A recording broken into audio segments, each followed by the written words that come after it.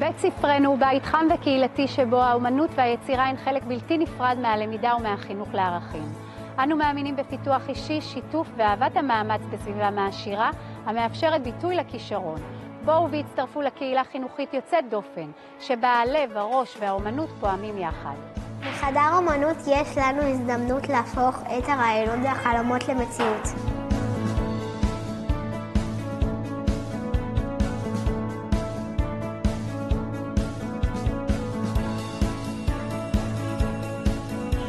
מוזיקה פותחת בפנינו עולם חדש וקסום.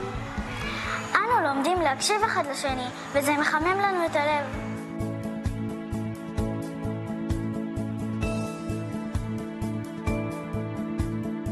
אנו מטפחים ומפתחים בבית הספר שלנו את החשיבה היצירתית.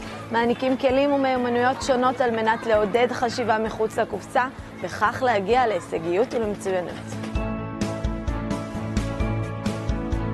אני מלמדת את הילדים שלי להיות עצמאים בלמידה, להתמודד עם קשיים, ולא פחות מכך, לתרום אחד לשני.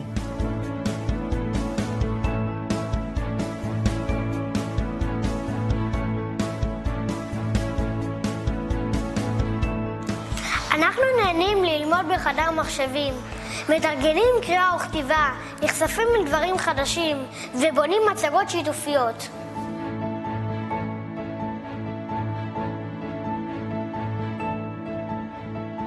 דווקא בחוץ אני מצליחה להתרכז טוב יותר כי אני יכולה לזוז.